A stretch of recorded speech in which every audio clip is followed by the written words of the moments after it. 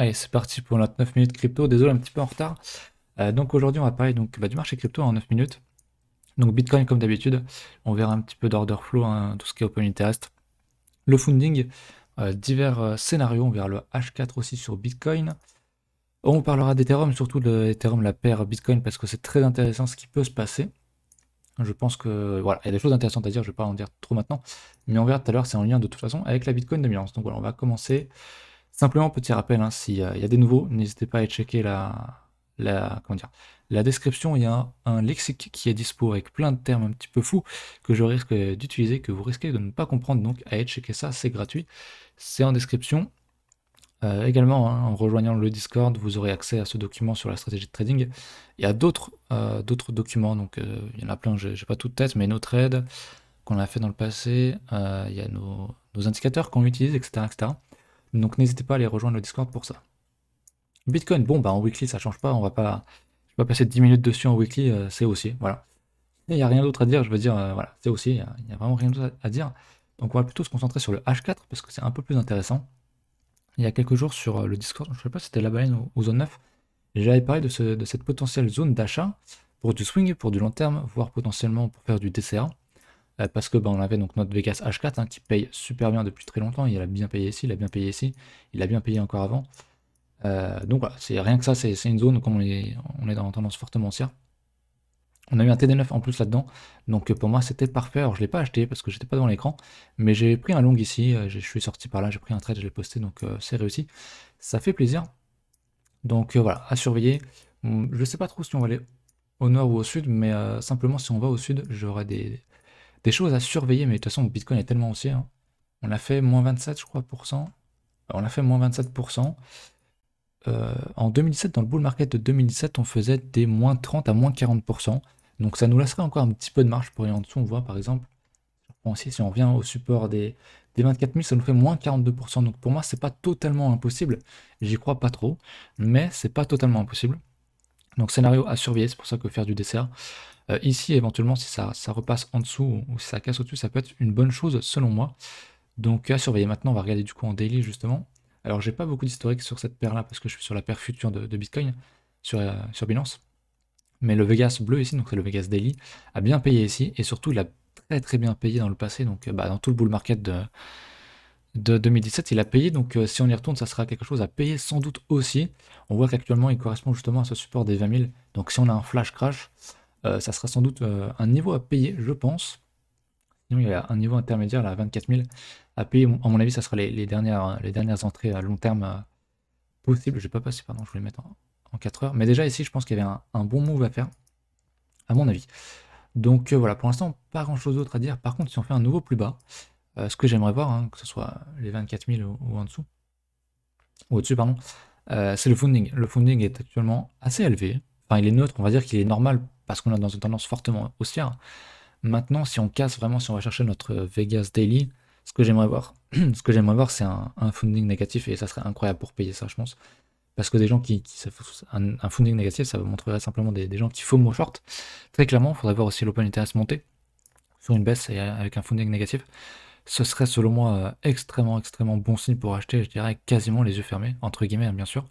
Respectez votre money management et votre risque, mais si on voit ça, ça serait parfait.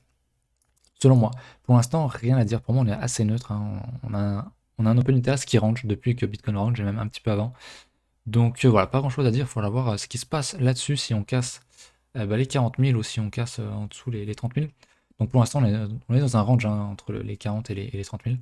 Donc affaire à suivre. Voilà, simplement, même si je pense qu'on avait une potentielle entrée long terme ici, ça ne veut pas dire qu'on ira plus bas, mais si on va plus bas, en tout cas, ça sera un niveau à payer, je pense.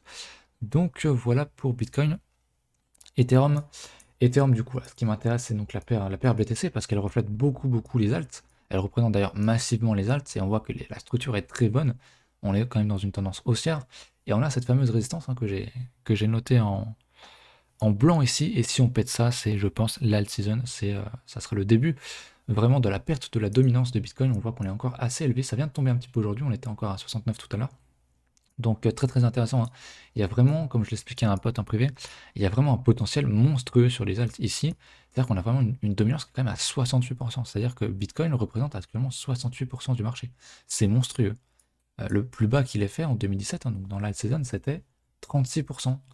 Il y a quand même un gouffre, j'ai envie de dire, il y a vraiment un réel gouffre. Et il y a un truc qui change aussi par rapport à 2007, c'est qu'il y a beaucoup plus d'alt, beaucoup plus de paires USDT qui ont beaucoup plus de volume, donc il y a un réel intérêt sur les alts. Et je ne serais pas étonné de voir un jour Bitcoin passer en dessous des 30% de dominance. Je veux dire, même si Bitcoin, admettons, atteint 10% de dominance, ça resterait énorme. Un seul actif qui représente 10% du marché, c'est monstrueux. Et, euh, et voilà, ça serait monstrueux. C'est-à-dire que, bon, alors 10%, j'ai dit ça au pif, mais il peut aller à 20%, pour moi, ça serait. Enfin, ça resterait le king, Bitcoin. Enfin, représenter 20% d'un marché qui grandit, ça reste énorme. Donc c'est pour ça que je pense qu'il y a un réel potentiel sur les alts actuellement, mais bon, je le répète depuis très très longtemps. Donc voilà, pour les alts. Et Ethereum, c'est quand même très très sexy. On va regarder sa paire, sa paire USD. Hop, c'est sur Coinbase, mais on s'en fout, c'est pas grave. Donc bah voilà, Ethereum hein, qui est proche de son ATH. Je pense que s'il pète son ATH, il va péter donc la résistance qu'on a vue hein, sur Ethereum en paire BTC. Et ça sera un début sur les alts, je pense. Je pense que c'est le scénario qui nous attend. Si on casse, en tout cas, hein, bien sûr, il faut confirmer la cassure, donc l'ATH à 1400 $. On n'est pas très loin pour acheter Ethereum. Ici, c'est compliqué à acheter sous un ATH, sous résistance, c'est quand même très très très très très compliqué. Vous le savez. Mais bon, voilà, pour moi, c'est trop tard hein, pour investir long terme. Pour moi, pour mon risque, c'est trop tard. On l'avait dit, un autre achat, nous, il aurait été ici, hein, une fois qu'on avait cassé la structure et qu'on avait fait un retest ici à 300 $. Là, pour moi, c'est trop tard, même si je pense qu'on ira bien plus haut sur Ethereum. Mais pour entrer long terme, pour moi, c'est trop tard. Mais c'est possible si vous faites du DCA, si vous gérez bien votre risque, que vous misez pas votre maison là-dessus. Pourquoi pas? J'ai envie de dire, c'est tout à fait possible. J'ai tracé une petite extension ici. Premier arrêt, 6 000, quoi. 13 000, 42 000. Je ne sais pas si on ira à 42 000 sur Ethereum un jour. Ça me semble pas totalement impossible. Si le marché reste aussi long terme, ça serait même un prix qui serait pas du tout déconnant, hein. Déjà, un x10 ici, bah, ça ferait un prix à plus de 10 000, donc on arriverait ici. Ça me semble pas déconnant, mais alors pas déconnant du tout. Je dis pas que ça va arriver dans les prochaines semaines, hein, mais dans un futur plus ou moins proche, peut-être dans 2 ans ou j'en sais rien, ou pour le prochain cycle, ça me semble pas du tout impossible. Donc voilà pour ça, il me reste encore 2 petites minutes. Qu'est-ce qu'on peut regarder? On peut regarder le DOT. Est-ce que je l'ai ici, le DOT? Yes. Le DOT qui fait un ATH, je crois. Yes.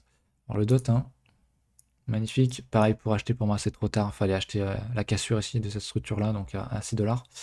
C'est trop tard pour moi pour acheter et éventuellement attendre un petit retour sur les 10 ici. C'est tout con, hein, c'est vraiment juste payer les supports. On est en bull market, donc bah, tu payes les retracements, les supports, les retours sur support et c'est bien quoi. Link, pareil, qui est en tendance haussière depuis le début, hein. Link, vraiment, contre-tendance totale du marché, rien à foutre du gange, lui, rien à foutre du bear market. Très clairement, il y va. Bon, c'est pour ça que moi, je ne mettrai pas de thune dessus, parce qu'il a été vraiment haussier depuis très très longtemps, contrairement à tout le reste du marché. Donc je ne mettrai pas de thune là-dessus, parce que j'ai trop peur qu'il fasse du coup une contre-tendance du marché, quand le marché va péter à la hausse, que lui range ou aille à la baisse. Par contre, il y a un bon niveau à payer, là, les 4-5 $, là. Ça serait un niveau à surveiller et à payer, je pense, selon moi. Donc voilà, on peut regarder quelques alts. Si, on peut regarder mes alts. J'en ai repayé certaines. BQX, hein, qui a complètement explosé à la hausse, ça fait plaisir. J'ai beaucoup pris de profit là-dessus. Et du coup, ouais, j'ai pris, je sais plus, j'ai pris 50% il n'y a pas longtemps. Et puis voilà, j'ai racheté d'autres alts, hein, je vous avais dit, tout ça, je les avais pas avant. J'ai racheté quoi? Du nul, du perle, je l'ai pris aujourd'hui, du BC, bon, c'est de la grosse merde, mais bon, il y a un gros risk-reward. Le Mithril, aucune idée de ce que c'est, mais j'ai trouvé super intéressant en paire. Je crois que c'était en paire BTC, je sais plus bien, mais il y a du gros potentiel sur les alts, donc je me suis placé dessus perso. Donc, ben voilà, écoutez, j'ai 20 alts maintenant grâce au BQX, hein. C'est vraiment le BQX qui m'a sauvé ce que j'ai fait. J'ai acheté ici, je suis en 4000%, 3000%, donc j'ai pris des profits un petit peu tout le long. Donc ça me permet juste de poser le risque ailleurs, de prendre des profits, d'acheter d'autres alts qui n'ont pas encore pété. Et je pense que c'est ce qu'il faut faire. Voilà. C'était juste un exemple de ce que je faisais. Donc bah écoutez, la vidéo tout ça touche à sa fin. Je vous rappelle qu'il y a le lexique en description pour aller checker d'éventuelles notions que vous n'avez pas comprises. Le document qui est sur Discord, rejoignez le Discord, c'est là où on est le plus actif. On peut répondre aux commentaires, etc., etc. aux questions, on poste nos analyses techniques, certains de nos trades. Donc rejoignez le Discord et puis on se retrouve demain pour une vidéo de Tilt s'il a fait le tuto, sinon ça sera dimanche. Une vidéo ensemble où on fait une revue de marché beaucoup plus longue en 30 minutes sur le marché des cryptos tous les deux. Voilà, allez à plus.